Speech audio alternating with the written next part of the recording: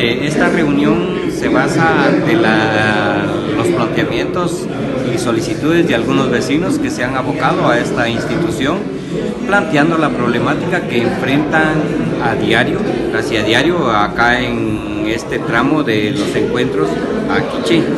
Es donde los vehículos pesados han causado muchos problemas a la población que a diario se moviliza, tanto de Guatemala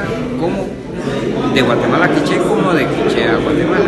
Entonces, o los vecinos del lugar que transitan por esta vía. En base a ese planteamiento de la población fue que nosotros convocamos hoy a esta reunión para ver qué solución le podemos nosotros encontrar a esta problemática, ya que el tráfico constantemente es bloqueado, donde se pone en riesgo también la vida y la integridad física de las personas.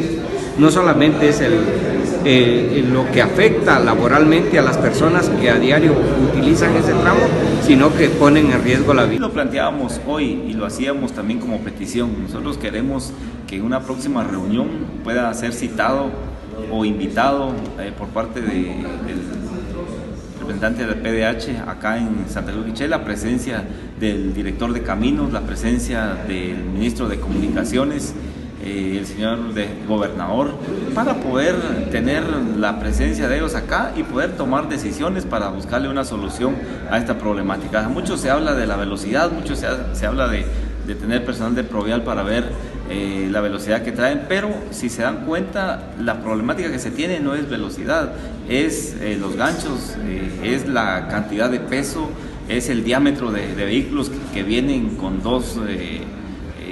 a veces un cabezal jalando 2 o 3 rastras. Entonces son problemas más puntuales a los cuales se le tiene que buscar una solución, pero hoy se plantearon varios puntos. Una fue el poder controlar el peso a través de una báscula, el poder controlar el diámetro de cabezal que viene para acá.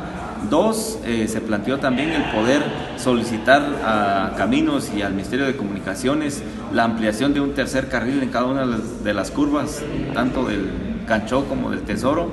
Y yo creo que pues vamos a esperar el resultado en cuanto a la convocatoria que se vaya a hacer en su momento, en su oportunidad, en donde podamos tener la presencia de estos personajes ya mencionados.